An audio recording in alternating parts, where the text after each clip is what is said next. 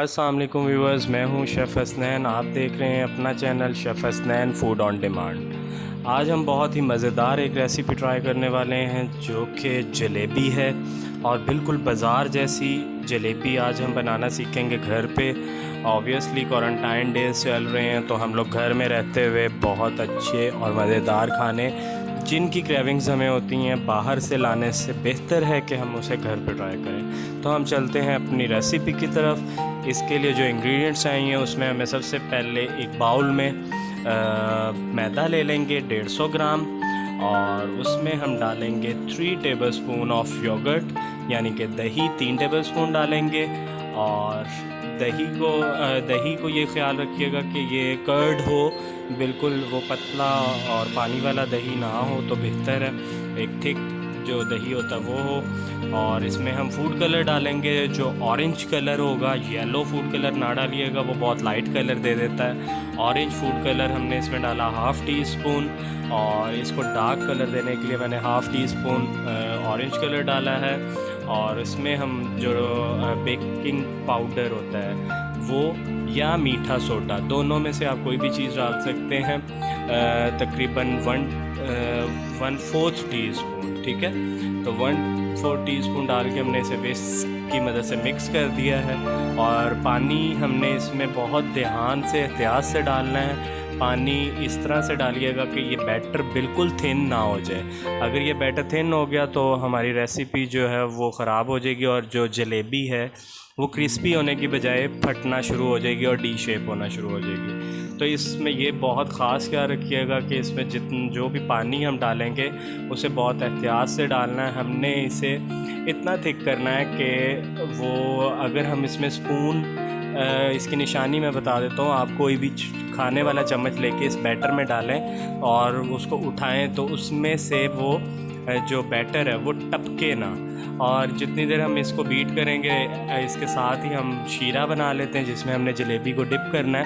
उसके लिए हमें 1 कप शुगर और ½ कप पानी हम डाल के उसका शीरा बना लेंगे। और बहुत गाढ़ा शीरा नहीं बनाना, हमने एक तार का शीरा बनाना है। और उसमें इलायची के 2-3 पीसेस हम खोल के डाल देंगे इसको।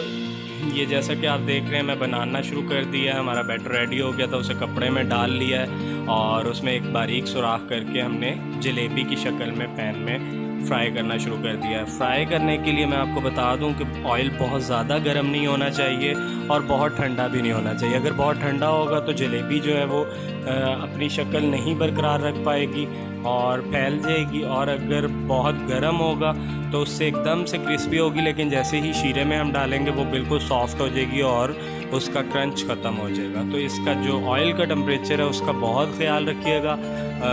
बिल्कुल मीडियम फ्लेम होना चाहिए, मीडियम हॉट ऑयल होना चाहिए, बहुत वेरी हॉट ऑयल नहीं होना चाहिए।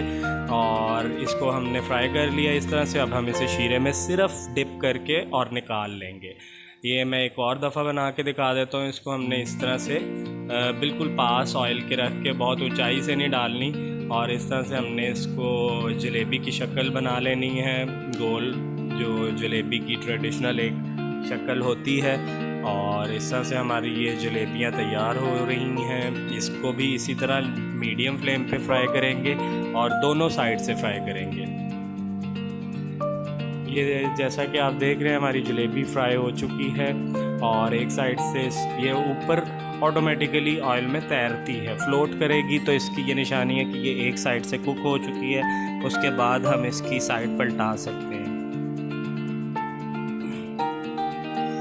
और ये हमारी जलेबी तकरीबन रेडी होने वाली है। और आप जैसे कि देख रहे हैं ऑयल ख़ुद भी बता देता है कि वो कितना गर्म है। जब भी कोई चीज़ फ्राई की जाती है तो उसमें जो बबल्स होते हैं वो बता रहे होते हैं कि ऑयल बहुत ज़्यादा गर्म है या ऑयल ठंडा है। तो ये जो भी बनाने वाले होते हैं उनको पता होता है कि हमारी रेसिपी किस तरह से अच्छी बनेगी। और अगर आप लोगों को कोई भी मसला हो तो ये हमारी जलेबियाँ रेडी हो गई। अगर आप लोगों को ना समझ आए तो आप कमेंट में मुझे किसी भी किस्म के सवाल पूछ सकते हैं। अदरवाइज़ मुझे आप फेसबुक पे फॉलो कर लीजिए, वहाँ पे एनी टाइम आप टेक्स्ट कर सकते हैं। I am here for you. Thank you, और इसको ज़रूर ट्राई कीजिएगा।